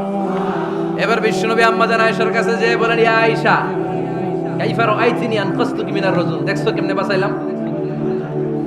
আমি না থাকলে ভর্তা বানাই ফেলতো আজকে। আমি বাঁচাইছি তোমারে, আমি আমার লগে ঝগড়া করো তুমি। লজ্জায় পড়ে আম্মা জান আয়েশা খিলখিল করে হেসে দিলেন, বিশ্বনবীও হেসে দিলেন। দুইজনের হাসির মধুর আওয়াজ শুনে সাইয়েদনা আবু বকর বাইরে থেকে অবাক, কিরে এতক্ষণ না ঝড় তুফান, এখন দেখি হাসি। সালাম দিয়ে অনুমতি নিয়ে ভিতরে ঢুকলেন। ঢুকে দেখেন আম্মা জান আয়েশাও হাসে, বিশ্বনবীও হাসে। এই হাসি দেখে আবু বকর রাদিয়াল্লাহু আনহু হেসে দিলেন, আরশের উপর থেকে খুশি হয়ে গেলেন কে? এবার সাইয়েদনা আবু বকর রাদিয়াল্লাহু তাআলা আনহু বললেন, ইয়া রাসূলুল্লাহ আশরিকানি ফি সিলমিকুমা কামা আশরাকতুমানি ফি হারবিকুমা। ও নবী, যুদ্ধ লাগলে, দুইজন যুদ্ধ লাগলে মীমাংসার জন্য যেমনি আমারে ডাকেন, এরকম হাসি আর আনন্দের মুহূর্তেও আমারে একটু ডাকেন। আশরিকানি ফি সিলমিকুমা কামা আশরাকতুমানি ফি হারবিকুমা। নবী, আপনাদের মধ্যে ঝগড়া লাগলে সন্ধি করার জন্য আমারে যেমনি ডাকেন, আপনাদের হাসি খুশি আনন্দ খুনসুটি এই মজাদার মুহূর্তগুলোতে আমারে বঞ্চিত রাখেন না, আমার একটু ডাকেন। সুবহানাল্লাহ পড়েন। মুসনাদ আহমদ ইবনে হাম্বলের হাদিস শোনার উদ্দেশ্য হচ্ছে, বিশ্বনবী প্রথমে ওমর ফারুকের নাম বলেছিলেন। সাইয়েদনা আয়েশা বলে, না আমি ডরাই, হাইবাত, দিস ইজ কল্ড হাইবাত ওমর। একবার বিশ্বনবীর সব বিবিরা ধরলেন, ও নবী আমাদেরকে এটা দেন, ওইটা দেন, ঘরে এটা নাই, ওইটা নাই, ওইটা নাই। বিশ্বনবীকে, আমার কাছে কিছু নাই, যদি এমনি আমার বউ হয়ে থাকতে চাও থাকো, তাহলে যা, তা না হলে যা লাগবে কিনে দেব, সাথে সাথে তালাকও দিয়ে দিব। কিছু দিতে পারবো না, আমার নাই তো, সামর্থ্য নাই। কিন্তু বিবিরাও ছাড়ে না, এটা দেন ওইটা দেন। বিশ্বনবী রহমতের নবী, বিবিদেরকে বুঝাতেও পারেন না। বিবিরা আবদার করতেছে, নবী এটা লাগবে ওইটা লাগবে। ইন দ্য মিন টাইম বিশ্বনবী একজনের সালাম শুনতে পেলেন। কে যেন দরজায় দাঁড়িয়ে বলতেছে, আসসালামু আলাইকুম। বিশ্বনবী দরজার দিকে তাকালেন, তাকিয়ে বললেন, ওয়া আলাইকুমুস সালাম। আর বুঝতে পারলেন এটা আমার ওমরের সালাম। সালাম দেওয়ার পরে বিবিদের দিকে তাকায় দেখে একজন বিবিও নাই, সব অন্দরমহলের ভিতরে দৌড়। সুবহানাল্লাহ পড়তে পারলেন না? This is our super hero Omar. এরকম ওমর একটা লাগবে, চিল্লায় বলেন কয়টা? একটা ওমর গোটা বিশ্বকে সোজা করে দিবে। একটা ওমর সবল আর দুর্বলের সব পার্থক্য দূর করে দিবে। মাজলুমের উপর জালিমের অত্যাচারের অবসান ঘটায় দিবে। গোটা বিশ্বটাকে সাম্য, মৈত্রী, ভালোবাসার ইনসাফ দিয়ে পরিপূর্ণ করে দিবে। সেই ওমরের অপেক্ষায় আমরা। নিজের ছেলেকে 80টা বেত মেরেছেন। কয়টা? 80টা বেত মেরেছে। এই ব্যাপারে অনেকগুলো বর্ণনা পাওয়া যায়। সবচেয়ে সহিহ বর্ণনা হচ্ছে মুয়াত্তা ইমাম মালিকের বর্ণনা। ওমর ফারুক রাদিয়াল্লাহু তাআলা আনহুর ছেলে আব্দুর রহমান মারুফুন বিআবি শাহমা ছিলেন মিশরে। ওখানে নাবিজ খেয়েছিলেন। নাবিজ হচ্ছে আরব দেশের লোকেরা দুধের মধ্যে শক্ত খুরমা রাত্রে বেলা ঢেলে দিত। ঢেলে দিলে সারা রাত ওই খুরমার রসটা দুধের সাথে মিশে দুধটা লাল হয়ে যেত। এটারে সকালবেলা খেত, খুব সুস্বাদু। এটাকে বলে নাবিজ। কিন্তু এটা রাতে ভিজাইলে সকালেই খাইতে হয়, রেখে দিলে আবার একটু সমস্যা হয়। এটা অনেকটা তারির মতো হয়ে যায়, মাতলামি চলে আসে। তো ওমর ফারুকের ছেলে নাবিজ খেয়েছেন, মদ খাননি, নাবিজ। কিন্তু নাবিজ খাওয়াতে সাকরান চলে এসেছে। সাকরান চলে আসাতে এটা যখন প্রমাণিত হয়েছে, আমর ইবনে আস রাদিয়াল্লাহু তাআলা আনহু ওনাকে 80 বেত মেরেছেন মিশরে। কয় বেত? নিয়ম হচ্ছে সবার সামনে, কিন্তু সবার সামনে না মেরে একটু গোপনে মেরেছে। এই তথ্য যখন ওমরে ফারুকের কাছে এসেছে, উনি বললেন না, মারতে হবে সবার সামনে, আলাদা মাল্লা কেন? ও মদিনায় ফিরে আসলে আমি আবার 80টা মারব। মদিনায় ফিরে আসার পরে সাইয়েদনা ওমরে ফারুক ওই আগের 80টারে আর ধরেন নাই, নিজ হাতে আবার 80টা বেত মেরেছে। এই বেত মারার 1 মাস পরে এই আবু শাহাম ইন্তেকাল করেছে। অনেক ঐতিহাসিক বলে এই বেতের আঘাতে মরেছে, কেউ কেউ বলেছে নিজের রোগের কারণে মরেছে। কিন্তু দিস ইজ দ্য ইনসাফ সিস্টেম অফ ওমর। নিজের ছেলে বলে ছেড়ে দেয় নাই। এখন নিজের ছেলে হইলে 7 খুন মাফ, নেতার ছেলে হইলে 10 খুন মাফ, এলাকার মোড়লের ছেলে হইলে 10 খুন মাফ। নো পার্সিয়ালিটি ইন ইসলাম। ইসলামে পার্সিয়ালিটি নাই। আপনি নেতার ছেলে হন, আপনি বিজনেস ম্যাগনেটের ছেলে হন, আপনি যেই হন না কেন, ইসলামের দৃষ্টিতে সবাই সমান। চিল্লায় বলেন ঠিক কিনা? বনু মখজুমিয়া গোত্রের এক নারী চুরিতে ধরা পড়ল। সাহাবারা বললেন, নবী, মদিনার সবচেয়ে ভেরি প্রেস্টিজিয়াস এন্ড ডিগনিফাইড ফ্যামিলির মেয়ে, আপনি হাত কাটেন না, কারণ ইসলামের নিয়ম চুরি করলে কি কেটে দাও? বিষ্ণু বললেন, বলো কি? হাত না কাটার জন্য তোমরা আমাকে রেকমেন্ড করছো? এটা আল্লাহর আইন। পৃথিবীর কেউ রেকমেন্ড করলো শোনার ক্ষমতা আমার নাই, কারণ আইনটা দিয়েছে কে? লাউ কানাত ফাতিমা বিনতি মুহাম্মাদিন সারাকাত লাকাতা মুহাম্মাদুন ইয়াদাহা। আরে বনু মাখজুমিয়া মেয়ে তো দূরের কথা, আমার কলিজার টুকরা ফাতেমাও যদি আজ চুরিতে ধরা পড়তো, তার হাত কেটে দিতে আমি 1 মিনিটও দেরি করতাম না। দিস ইজ ইসলাম। এই হচ্ছে ওমরে ফারুকের মানাকিব। এরকম ওমরে ফারুক কয়টা লাগবে? আওয়াজ করে বলতে হবে, কয়টা লাগবে? একটা লাগবে। এই সাইয়েদনা ওমরে ফারুক মদিনার প্রথম চিফ জাস্টিস ছিলেন। সর্বপ্রথম উনার পরামর্শে সাইয়েদনা আবু বকর রাদিয়াল্লাহু তাআলা আনহু কোরআনকে সংকলন করেছেন। আমরা এই যে কোরআন পড়ি 30 পারা, এমদাদিয়া লাইব্রেরির 114টা সূরা, কত সুন্দর সন্নিবেশ করা হয়েছে, এখানে সাজানো হয়েছে। আল্লাহর হাবিব সাল্লাল্লাহু আলাইহি ওয়াসাল্লামের সময় কি এরকম কোরআন ছিল নাকি? ছিল? খেজুর পাতার মধ্যে, গাছের বাকলের মধ্যে, ওটের বড় হাড্ডির মধ্যে আর পাথরের মধ্যে খোদাই করা কোরআন ছিল। সাইয়েদনা আবু বকরের সময় রাদিয়াল্লাহু তাআলা আনহুর সময় যুদ্ধ হলো, 70 জন হাফেজ সাহাবী ইন্তেকাল করলেন। সাইয়েদনা আবু বকর রাদিয়াল্লাহু তাআলা আনহুকে ডেকে ওমরে ফারুক বললেন, ও আবু বকর, এইভাবে হাফেজে কোরআন সাহাবীরা যদি দুনিয়া থেকে বিদায় হয়ে যায়, আল্লাহর কোরআনও তো বিদায় হয়ে যাবে। আমার পরামর্শ হলো আপনি সব বয়োজ্যেষ্ঠ সাহাবীদেরকে একসাথে করে কোরআনের সব কাগজগুলোকে একসাথে করে একটা নির্ধারিত কপির মধ্যে কোরআনকে সংকলন করে ফেলেন। সাইয়েদনা আবু বকর বললেন, যেটা আমার নবী করেন এটা আমি কেমনে করি?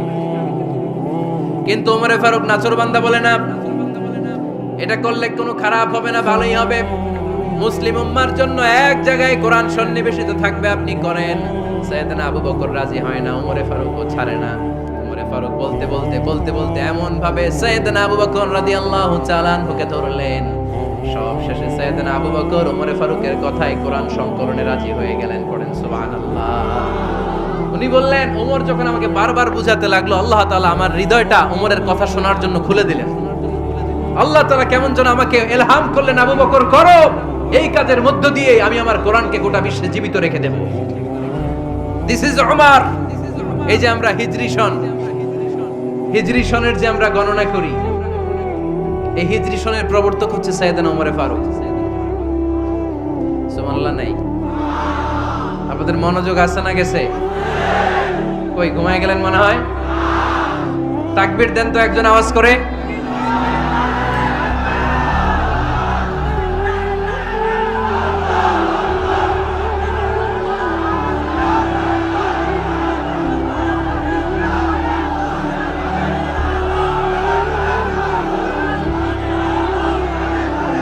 মাশাআল্লাহ, মাশাআল্লাহ। বসেন বসেন, এখনই শেষ করে দেব কিছু সময়ের মধ্যে। আমরা একসাথে বিদায় নিব ইনশাআল্লাহ। ওঠা বসা করবেন না, ওঠা বসা করবেন না, বসেন। সাইয়েদনা ওমর ফারুক এই হিজরি সনের গণনা শুরু করেছে। সাহাবারা বলল, আমিরুল মুমিনিন, খ্রিস্টানদের ঈসাই সন আছে, আমাদের মুসলমানদের কোনো সন নাই। আমাদের একটা সন থাকলে আমাদের জিজিয়া নিতে, আমাদের যাকাতের টাকা উত্তোলন করতে অনেক সুবিধা হবে। ওমর ফারুক বললেন, তাহলে কোন সালকে হিজরি, কোন সালকে মুসলিম সাল হিসেবে আমরা ঘোষণা দিতে পারি? একজন বলল, আমার নবী যেই সালে জন্মগ্রহণ করেছেন ওই সালে। ওমর ফারুক বললেন, না, আমার নবীর জন্ম আমাদের জন্য খুশির দিন, কিন্তু এটা আমাদের জন্য প্রেরণা নয়। প্রেরণা নবীর কাজে, ঠিক কিনা? আরো কিছু সাহাবারা বলল, তাহলে যেই সালে আমার নবী ইন্তেকাল করেছে ওইটারে প্রথম সাল ধরেন। উমরে ফারুক বললেন, না, যেদিন তিনি ইন্তেকাল করেছেন এটা আমাদের দুঃখের দিন, এটা আমাদের প্রেরণা নয়। আমাদের প্রেরণা হচ্ছে বিশ্বনবীর ত্যাগ, তিতিক্ষা আর কাজের মধ্য দিয়ে। জোরে কোন ঠিক কিনা?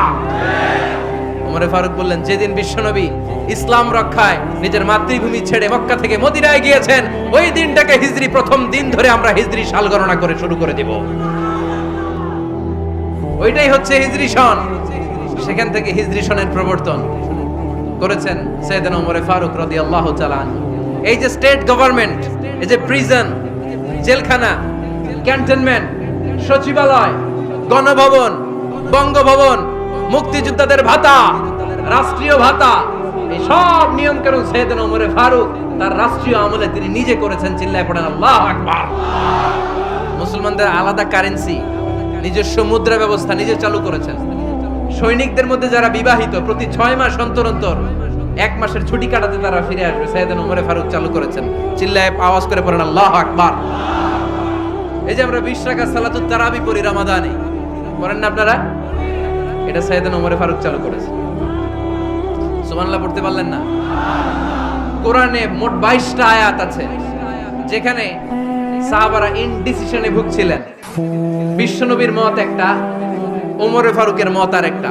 এই 22 জায়গায় আল্লাহ তাআলা বিশ্বনবীর মতের পক্ষে আয়াত নাজিল না করে ওমরে ফারুকের মতের পক্ষে কোরআনের আয়াত নাজিল করেছেন। আওয়াজ করে পড়েন আল্লাহু আকবার। এদিকে উঠলেন কেন আপনারা? যারা উঠছেন আমার দিকে তাকান।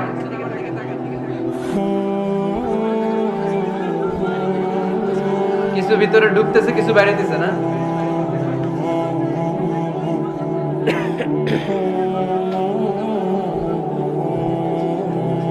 সাইয়েদনা ওমর ফারুক।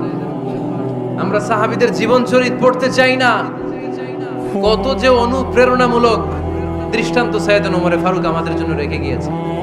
ওমর ফারুক যখন খলিফা, দিনের বেলায় যদি রাষ্ট্রে কোনো নিয়ম জারি করতেন, দিনের বেলায় জনগণকে কোনো বিষয়ে যদি নিষেধ করতেন, রাত্রে বেলায় খাওয়ার সময় ফ্যামিলি মেম্বারদের সবাইকে বলতেন, এই দিনের বেলা আমি জনগণকে এই কাজ করতে নিষেধ করেছি, তোমরা আমার ফ্যামিলি মেম্বার, খবরদার তোমরা এই কাজ করো না। জনগণ করলে যতটুকু শাস্তি, তোরা করলে পাবি ডবল শাস্তি। আমাদের নেতারা ওই বাড়ির বিচার করে, ওই বাড়ির মাইয়ার বিচার, ওই বাড়ির পোলার বিচার। নিজের পোলা গাঞ্জা টানে, আছে না নাই? নিজের মেয়ে অপরাধ করে, আছে না নাই? কি নেতা ছিলেন ওমরে ফারুক! আগে নিজের ঘর সামলিয়েছেন, আগে নিজেকে সামলিয়েছেন, নিজের ঘর ঠিক করেছেন। বলেছেন জনগণ করলে যত বেদ, তোরা করলে double Veda. This is call leader, ঠিক কি না? এক বাবা এসে বললেন, ওমরে ফারুক আমার ছেলে কথা শোনে না, বেয়াদব। ওমরে ফারুক ছেলেরে ডাকলেন, বাবা তুমি তোমার আব্বাজানের কথা শোনো না, এটা তো কবিরা গুনাহ। ছেলে বলে, ওমরে ফারুক সব দায় দায়িত্ব আল্লাহ ছেলে মেয়েদেরকে দিয়েছে, বাবা মাকে কোনো দায়িত্ব দেয় নাই। ওমরে ফারুক বললেন, অবশ্যই দায়িত্ব দিয়েছে। তাহলে বলেন আমার বাবার দায়িত্ব কি? উনি বললেন, প্রাইমারিলি প্রথমত 3 দায়িত্ব। আইয়ান চাকিয়া উম্মা, পৃথিবীর প্রতিটি বাবার উচিত ছেলেদের মেয়েদের জন্য ভালো মায়ের ব্যবস্থা করা। 2 নম্বরে আইয়ুহসিনা ইসমা, সুন্দর তার একটা নাম রেখে দেয়া। 3 নাম্বার ইউআল্লিমাহুল কিতাব, তার আল্লাহর কিতাব শিক্ষা দেওয়া। এবার ছেলেকে আমার আব্বা 3টার একটাও করে নাই। এবার ওমরে ফারুক রেগে গেলেন, বাবার কাঁধে ধরলেন, বললেন তুই ছেলের জন্য বিচার নিয়ে আসলি, তোর 3টা দায়িত্বের একটাও তুই পালন করিস নাই। ছেলে বলে, আমিরুল মুমিনিন, আমার মা নর্তকী, আমার মা মাজুসি, আমার মায়ের মধ্যে কোনো আদব কাদব নাই। সুন্দরী দেখে আমার মারে বাবা বিয়ে করছে, আমার মায়ের কাছ থেকে জীবনে কিছু শিখি নাই। 2 নাম্বার সাম্মানি খানফাসা, আমার বাবা আমার নাম রেখেছে চামচিকা। কি নাম রাখছে? এর নাম হইলো একটা, এরকম উল্টাপাল্টা নাম আছে না নাই? না, এগুলো রাখবেন না। আব্দুল্লাহ রাখবেন, আব্দুর রহমান রাখবেন। আরেকটা কি বলছি আজকে? হুযায়ফা রেখে দিয়ে পারবেন? ওয়ালাম ইউআল্লিমনি হারফাম মিন কিতাবিল্লাহ, আমিরুল মুমিনিন। শুধু তাই না, আল্লাহর কোরআনের একটা অক্ষর আমার বাবা কোনোদিন আমারে শিক্ষা দেয় নাই। ওমর ফারুক রেগে গেলেন, এবার বাপের কান্দে দইরা মারতে শুরু করলেন। তুই পোলার নামে বিচার নিয়ে এসেছিস, তোরে মার দিমু আগে। এরকম নেতার দরকার আছে না নাই? মদিনায় এক লোক তার বউরে রাগের চোটে 100 তালাক দিয়ে ফেলছে। কয় তালাক? দেয়ার নিয়ম কয়টা? দিছে কয়টা? এবার স্ত্রী কাঁদতে কাঁদতে এসে বলে, আমিরুল মুমিনিন দেখেন, আমার স্বামী আমারে রেগে মেগে 100 তালাক দিছে। ওমর ফারুক বললেন, দইরা নিয়ে এটা নিয়ে আসা হলো। ওমর ফারুক বললেন, কয়টা তালাক দিয়েছো? কয় 100টা। কেন দিছো? কয় মাথা গরম আছিল। এরকম আছে না? তালাক দেওয়ার সময় সব তালাক, তুই তালাক, তোর মা তালাক, তোর বোন তালাক, সব তালাক। তালাক দিবে ওয়াইফ রে, দিতেছে সবাই রে। ওমর ফারুক বললেন, দিবে 3টা, 100টা দিলা কেন? কয় মেজাজ গরম ছিল। কয় দাঁড়া, আত-তালাকু মিন শাআইরিল্লাহ, তালাক হচ্ছে আল্লাহর দেয়া বিধানের একটা নিদর্শন। এটা নিয়ে তুই খামখেয়ালি করলি? আমার রায় শোন, আমার রায় হচ্ছে 3 তালাকে তোর বউ তালাক, বাকি 97 তালাক তোর পিঠের উপরে পড়বে। এরকম বিচারের দরকার আছে না নাই? এরকম দৃষ্টান্তমূলক বিচার যদি বাংলার জমিনে দেয়া হতো, আর কোন নারী ধর্ষিতা হতো? আর কোন নারীকে অ্যাসিড মারা হতো? আর কোন নারী যৌতুকের জন্য কান্না করত? একটা আমল লাগবে, বেশি না। কয়টা লাগবে? তিনি গভর্নর সিস্টেম চালু করেছিলেন। Governor system, Islamic state. Bahrain, ইয়ামান, মিসর, কুফা, বসরা, মক্কা, মদিনা, এই 7 জায়গায় 7 জন গভর্নর পাঠিয়েছেন। তাদের থেকে তথ্য নিতেন। এই গভর্নর সিস্টেম উনি বানিয়েছেন। সাইয়েদনা আমর ইবনে আল-আস রাদিয়াল্লাহু তাআলা আনহুকে পাঠিয়েছেন মিশরে। মিশরে একটা দৌড় প্রতিযোগিতা হতো। ওই দৌড় প্রতিযোগিতায় আমর ইবনে আল-আস রাদিয়াল্লাহু তাআলা আনহুর ছেলে অংশগ্রহণ করেছে। কিন্তু এক মিশরি ওই দৌড় প্রতিযোগিতায় চ্যাম্পিয়ন হয়ে গেছে। রানার্স আপ হয়েছে আমর ইবনে আল-আসের ছেলে। এবার মিশরি ফার্স্ট আর গভর্নরের ছেলে সেকেন্ড। রাগের চোটে আমর ইবনে আল-আসের ছেলে ওই মিশরির মাথার মধ্যে কয়েকটা বাড়ি মেরেছে। মিশরি বলে, আমার মারলা কেন? তুমি খেলাই পারো না, আমারে মারলা কেন? কয়, আনা ইবনুল আকরামিন, আমি গভর্নরের পোলা, আমি যা বলবো এটাই হবে, আমার উপরে কথা নাই। মিশরি ওইখানে আর ঝগড়া বাঁধায় নাই, মনে দুঃখ নিয়ে মদিনায় চলে আসলেন। এসে বললেন, আমিরুল মুমিনিন, আপনি আমর ইবনে আল-আস রাদিয়াল্লাহু তাআলা আনহুকে মিশরের গভর্নর বানিয়ে পাঠিয়েছেন। একটা প্রতিযোগিতায় আমি চ্যাম্পিয়ন হয়েছি, ওনার ছেলে হয়েছে রানার আপ। কেন সে চ্যাম্পিয়ন হতে পারে নাই? এই কারণে আমার মাথায় লাঠি দিয়ে 3টা বাড়ি মেরে বিচারটা দিছে কার দরবারে? কথা বুঝেন নাই বোধহয়। ওমর ফারুকের দরবার। ওমর ফারুক বললেন, তাই আগামী বছরের অমুক তারিখ আমি সব গভর্নরদেরকে ডেকে হিসাব নিতে, ওই দিন তুই থাকবি, পারবি না? মিশরে বলে, পারবো মানে অবশ্যই পারবো। ওই দিন 7 রাজ্য থেকে 7 গভর্নর হাজির, গভর্নরদের ছেলেরাও হাজির, মিশরীয় হাজির। 7 গভর্নরের কাছ থেকে 7 এলাকার খোঁজ খবর নেয়ার পরে ওমর ফারুক বললেন, আইনাল মিসরি, মিশরি লোকটা কই, এদিকে আয়। মিশরি সামনে আসার পরে বলল, আমর ইবনে আল-আস, তুমি মিশরের গভর্নর, তোমার ছেলে সহ তুমি আসো। আমর ইবনে আল-আস এসে সামনে বসে রইলেন। এবার বললেন, ও আমর ইবনে আল-আসের ছেলে, তুমি নাকি ইবনুল আকরামিন গভর্নরের ছেলে, তুমি যা বলবা মিশরে নাকি তাই হবে, তোমার নাকি অনেক দাপট। নিজে একটা লাঠি এনে মিশরীর হাতে দিয়ে বলল, এবার তোর মাথায় যতটা মারছে তুই ততটা গুনে গুনে মার, আমি দেখবো। আমর ইবনে আল-আস দেখবে, আমর ইবনে আল-আসের ছেলেরে তুই এখানে মার। সে বলতেছে, থাক, আপনি বলছেন এতেই যথেষ্ট, মারা লাগবে না, আমি মাফ করে দিলাম। ওমর ফারুক বলল, খবরদার, মার, মার ওর মাথার মধ্যে। মিশরি ওমর ফারুকের ধমক শুনে ভয়ে ভয়ে 3টা বাড়ি মারল। এই বাড়ি মারা দেখেও ওমর ফারুকের হৃদয় ঠান্ডা হয় নাই। লজ্জায় আমর ইবনে আল-আস, বয়স হয়ে গিয়েছে, সাহাবা, মাথা তখন টাক, মাথায় চুল নাই, লজ্জায় মাথাটা হেট হয়ে মাথাটা নিচু করে রেখেছে। এবার রাগের চোটে ওমর ফারুক বললেন, এবার আমর ইবনে আল-আসের টাক মাথার মধ্যে একটা মার। মা কেন ছেলেকে শিক্ষা দিতে পারে নাই? ইয়া আমর ইবনে আল-আস, মাতা জাআলতুমুন নাস আবিদা, তোমরা কখন মিশরীদেরকে নিজেদের দাস বানায় নিলা? ওয়াকাদ ওয়ালাদাতুম উম্মুহুম আহরারা, আর ওদের মায়েরা তো ওদেরকে স্বাধীন সন্তান হিসেবে প্রসব করেছে। মানুষদের উপর ক্ষমতাগিরি করার জন্য গভর্নর পাঠাই নাই। খবরদার, জনগণ তাদেরকে দেখভাল করার জন্য তোমাদেরকে পাঠানো হয়েছে, তাদের উপর কোনো অত্যাচার করার জন্য নয়। চিল্লায় বলেন ঠিক কি না? এরকম নেতা কয়টা লাগবে? কয়টা? ওই নেতার নাম কি? ওমর। হুয়া ইয়াতি ওমর। 22 জায়গায় বিশ্বনবী কয় একটা, ওমরে ফারুক বলে আরেকটা।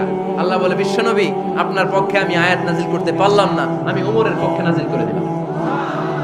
বিশ্বনবী বলতেন ইন্নালি কুল্লি উম্মাতিন মুহাদ্দাস, সব উম্মতের মধ্যে, সব নবীদের উম্মতের মধ্য থেকে একজন করে আল্লাহ তাকে মুহাদ্দিস বানাতো। মুহাদ্দিস না মুহাদ্দাস। মুহাদ্দাস মানে এমন লোক যিনি যা ভাবতো ওই ভাবনাটাই আল্লাহ আয়াত হিসেবে নাজিল করে দিতেন। বিশ্বনবী বলেন আমার উম্মতের মধ্যে মুহাদ্দাস হচ্ছে সাইয়েদনা ওমর। মদিনার সবচেয়ে বড় মুনাফিকের নাম আব্দুল্লাহ ইবনে উবাই ইবনে সালুল, সব মুনাফিকদের সরদার। কিন্তু এই মুনাফিকের ছেলেটা হলো পাক্কা ইমানদার। এই ছেলের নাম হলো আব্দুল্লাহ। আওয়াজ করে বলেন ছেলের নাম কি? আব্দুল্লাহ ইবনে উবাই ইবনে সালুল। মুনাফিক সরদার যখন ইন্তেকাল করলো, সাইয়েদনা আব্দুল্লাহ রাদিয়াল্লাহু তাআলা আনহু বিশ্বনবীর কাছে এসে চোখের পানি ছেড়ে ডেকে বলে নবী আপনিও জানেন আমিও জানি, মদিনার সবাই জানে আমার আব্বা মুনাফিকদের সরদার, কিন্তু আমার মন তো মানে না, আমার তো পিতা, আমার তো বাবা লাগে, আমার তো মন মানে না। আপনিও জানেন মুনাফিক, আমিও জানি মুনাফিক। নবী আপনার দরবারে কিছু আমি চাই না, আপনার গায়ের একটা জামা দেন, আপনার জামাটা পরিয়ে আমার বাবারে দাফন দিব। এর উসিলায় যদি আমার আব্বারে আল্লাহ মাফ করে দেয়, দয়ার নবী মায়ের নবী জামা খুলে দিয়ে দিলেন। পড়েন সুবহানাল্লাহ। আব্দুল্লাহ রাদিয়াল্লাহু তাআলা আবার আবদার চললেন নবী জানি আমার বাবা মুনাফিক, কিন্তু আমার তো বাবা, আপনার দরবারে ফরিয়াদ আপনি নিজে যে আমার বাবার জানাজার নামাজের ইমামতি করবেন। দয়ার নবী মায়ার নবী জানাজার নামাজে যেতে চাইলেন। ওমরে ফারুক বললেন নবী না, খবরদার আপনি উবাই ইবনে সালুলের জানাজায় যাবেন না। বিশ্বনবী জোর করে যেতে চাইলেন। সাইয়েদনা ওমরে ফারুক বিশ্বনবীর জামা পেছন থেকে টেনে ধরলেন। আল্লাহু আকবার। টেনে ধরলেন, যাবেন না আপনি। ওমরে ফারুকের হাত থেকে হ্যাচকা টান মেরে জুব্বা টান দিয়ে বিশ্বনবী জানাজায় চলে গেলেন। রব্বুল আলামিন আয়াত নাজিল করলেন ইস্তাগফির লাহুম আও লা তাস্তাগফির লাহুম ওয়া ইন তাস্তাগফির লাহুম ৭০ মাররাতান ফালান ইয়াগফিরাল্লাহু লাহুম। নবী গো একবার নয় দুইবার নয় ৭০ বারও যদি এই মুনাফিকের জন্য আপনি ক্ষমা চান, তার জন্য ক্ষমা নাই, তার জন্য আছে জাহান্নাম। ওয়ালা তাকুম, আপনি যাবেন না আলা কবরি, কখনো তাদের জানাজায় যাবেন না। এই যে একটা ভুল করে ফেলছেন এটা এইবারই শেষ, এরপরে আর যাবেন না। সাইয়েদনা ওমর ফারুকের পক্ষে আল্লাহ তাআলা কোরআনের আয়াত নাযিল করে দিলেন। চিল্লায়ে পড়েন আল্লাহু আকবার। এভাবে 22টা জায়গায় ওমর ফারুক যা বলেছে এটা নিয়ে একটা আলাদা আলোচনা হইতে হবে, আলাদা একটা আলোচনা লাগবে যে 22টা আয়াতে আল্লাহ তাআলা বিশ্বনবীর পক্ষে কোরআনের আয়াত নাযিল না করে সাইয়েদনা ওমর ফারুকের পক্ষে আয়াত নাযিল করেছেন। চিল্লায়ে পড়েন সুবহানাল্লাহ। ওই ওমর ফারুককে আমাদের মডেল বানানোর দরকার আছে না নাই? ওই ওমরে ফারুকের জীবনী আমাদের ছেলে মেয়েদেরকে পড়ানোর দরকার আছে না রে? আমাদের ভবিষ্যৎ প্রজন্ম এগুলো জানে না। ওরা সালমান খান দেখে বড় হয়, ওরা শাহরুখ খান দেখে বড় হয়, ওরা ঋত্বিক রোশনকে দেখে বড় হয়। ওরা মনে করে যে এরাই বড় সুপার হিরো। আমাদের যে কত বড় সুপার হিরো আছে এরা জানেই না। নতুন প্রজন্মের কর্ণকোহরে সাইয়েদনা ওমরে ফারুকের ইতিহাস পৌঁছে দেওয়ার দরকার আছে না নাই? ওমরে ফারুকের ইন্তেকালের ঘটনাটা বলেই আমরা মুনাজাতের দিকে যাব। শুনবেন? শুনতে চান? উনি স্বপ্নে দেখলেন একটা লাল মোরগ ওনাকে 3টা ঠোকর মেরেছে। কয়টা? উনি জুমার নামাজে জিলহজ মাসের শেষ সপ্তাহে জুমার নামাজে বললেন যে একটা লাল মোরগ 3টা ঠোকর মেরেছে। মুগীরা ইবনে শুবা রাদিয়াল্লাহু তাআলা আনহুর দাস আবু লুলু আল মাজুসি, এই লোকটা খঞ্জর বানাতে পারত। মুগীরা রাদিয়াল্লাহু তাআলা আনহুর দাস। মুগীরা প্রতিদিন 4 দিরহাম করে চার্জ করত, যেহেতু দাস। সে এসে বিচার দিল আমিরুল মুমিনিন, মুগীরা আমার থেকে বেশি টাকা চায়, জুলুম করে। ওমরে ফারুক বললেন তাই? তুমি কি কাজ জানো? বলে আমি খঞ্জর বানাতে জানি। বাড়ি কই? পারস্য। আরে তুমি খঞ্জর বানাতে জানলে তো 4 দিরহাম অনেক কম, সে তো আরো বেশি টাকা নেওয়া দরকার ছিল তোমার থেকে। আবু লুলুর এই কথা পছন্দ হয় নাই। সে কয় ওমর তুমি সবারে দয়া দেখাও আর আমার ক্ষেত্রে কঠিন নিয়ম বানাইলা, দাঁড়াও এই নিয়ম তোমার আমি দেখাবো। এই রাগে সে বাড়িতে যে একটা খঞ্জর বানালো। কি বানালো? খঞ্জর চিনেন? ছোট্ট ছুরি। কিছুদিন আগে ওমানের সুলতান কাবুস ইন্তেকাল করেছে, জানেন আপনারা? ওনার এই কোমরের মধ্যে খঞ্জর থাকতো, ছবিতে দেখছেন? আরব শাইখ যারা সুলতান আমির, কোমরে কি থাকে? ছোরা থাকে, খঞ্জর। সে বাসায় যে একটা খঞ্জর বানালো, যে খঞ্জরের 2 মাথা, লাহু রাসান ওয়া মাকবাদাতুহু ফি ওয়াসাতি, আর ধরার হ্যান্ডেলটা মাঝখানে, এদিকেও ছুরি এদিকেও ছুরি, যাতে এইভাবে মারা যায়। সে ধার দিতে লাগলো আর বলল, ওমর দাঁড়াও, তোমার আমি দেখাবো। ওমর ফারুক মসজিদে নববীর ইমাম, ফজরের নামাজের সময় এ আবু লুলু আল মাজুসি বুরনুস পরে, চাদর পরে, লুকিয়ে লুকিয়ে, সে অগ্নি উপাসক, মুমিন নয়, ওমর ফারুককে অ্যাটাক করার জন্য গেলেন মসজিদে নববীতে। ওয়াকানু ইউসাল্লুনা বিগালাস, তখন ওনারা অন্ধকারে নামাজ পড়তো। নামাজের সময় যখন হলো, লুকিয়ে লুকিয়ে প্রথম কাজের ওমর ফারুকের পিছনে মুয়াজ্জিনের পাশেই দাঁড়ানো, হাতে খঞ্জর, ইকামত হলো। ওমর ফারুক সালাত শুরু করলেন, ফজরের সালাত, আল্লাহু আকবার, নামাজ শুরু করলেন, সূরা ফাতিহা বললেন। আরেকটা সূরা যখন পড়তে যাবেন, in the mean time Abu Lulu এই খঞ্জর নিয়ে ওমর ফারুকের বুকের মধ্যে 3টা স্টেবিং করলেন। একটা মারলেন নাভির নিচে, মারার সাথে সাথে পাকস্থলী কেটে গেল। আরেকটা মারলেন পাজরে, পাজর ছিঁড়ে গেল। 3টা মারার পরে ওমর ফারুক বললেন, কাতালানি আল কাল, এক কুকুর আমাকে মেরে ফেলেছে। পেছন থেকে এক সাহাবীকে টান মেরে সামনের দিকে নিয়ে গেল, তুমি নামাজের ইমামতি করো। আর ওমর ফারুককে বাকিরা ধরাধরি করে পেছনে নিতে আরম্ভ করলো। আর এই আত্মাই আক্রমণ যে করেছে, সে কাতারের মাঝখান দিয়ে যেতে আরম্ভ করলো আর 2 দিকে ছুরি মারতে আরম্ভ করলো। 13 জন সাহাবীর গায়ে ছুরি মেরেছে, 7 জন সাহাবা স্পট ডেথ, জায়গায় মৃত্যু। এই ভয়ঙ্কর অবস্থা দেখে এক সাহাবী বুরনুস, এক ধরনের জুব্বা আছে মাথাওয়ালা, অনেকে জ্যাকেট পরছেন না এরকম মাথাওয়ালা, লম্বা জুব্বা আছে আর উপরে শীতে পড়ে মাথাওয়ালা, এই মাথাওয়ালা জুব্বা বের করে এক সাহাবী জালের মতো তার দিকে উড়ায় মারল। ওই বুরনুসের মধ্যে পেঁচিয়ে আবু লুলু মাটিতে পড়ে গেল আর সুইসাইড করে ফেলল, নিজের বুকে নিজে মেরে আত্মহত্যা। যেই সাহাবীকে ইমামতির জন্য দাঁড় করালেন, উনি ছোট্ট সূরা দিয়ে প্রথম রাকাতে সূরা আল কাউসার, দ্বিতীয় রাকাতে সূরাতুল ইখলাস দিয়ে নামাজ শেষ। ওমর ফারুক বেহুশ। ওমর ফারুক কি সবাই কান্নাকাটি করতেছে, সবাই দেখতে গেলেন, এখন হুঁশ ফিরে না। মুখের মধ্যে, মুখ খুলে রাষ্ট্রের চিকিৎসক মুখের মধ্যে দুধ দিলেন, ওই নাভি দিয়ে দুধ বের হয়ে যায়, পাকস্থলী কেটে ওখান দিয়ে দুধ বের হয়ে যাচ্ছে। তারা বললো, ওনারে বাঁচানো সম্ভব না, দেখেন হুঁশ ফিরে কিনা। হুঁশ ফিরলে ওনার পরে কে আমির হবে, উনি যেন প্যানেল ঠিক করে দিয়ে যায়। সবাই তাকিয়েছে ওমর ফারুকের চোখের দিকে। আল্লাহর মেহেরবানিতে ঘন্টা খানিক পরে উনি চোখ খুললেন। চোখ খোলার পরেই বলেন নাই, ও মা আমি মরে যাই। চোখ খোলার পরে উনি বলেন নাই, কে মারলো আমারে। চোখ খোলার পরে উনি বলেন নাই, আমার পরে নেতা কে হবে। চোখ খোলার পরে সর্বপ্রথম কথাটি ছিল, আসল্লান নাস, আমার নেতৃত্বে যে ফজরের নামাজটা শুরু হয়েছিল, এটাকে ঠিকমতো তোরা পড়েছিলি?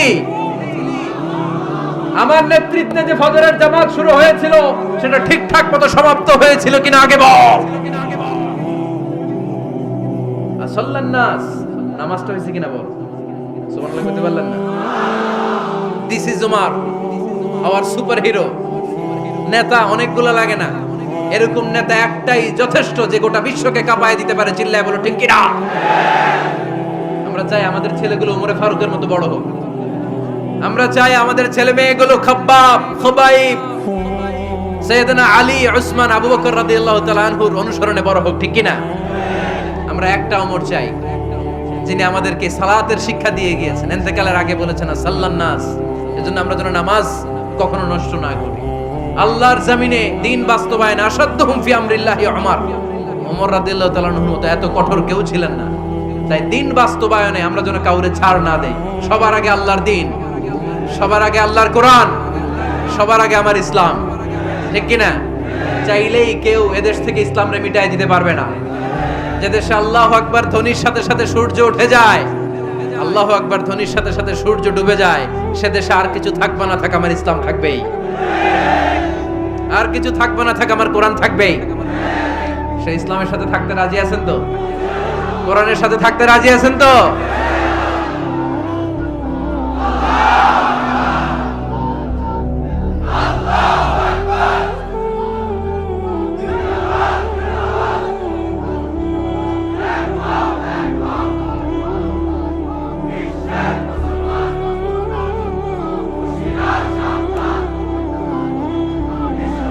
আল্লাহ আমাদের সবাই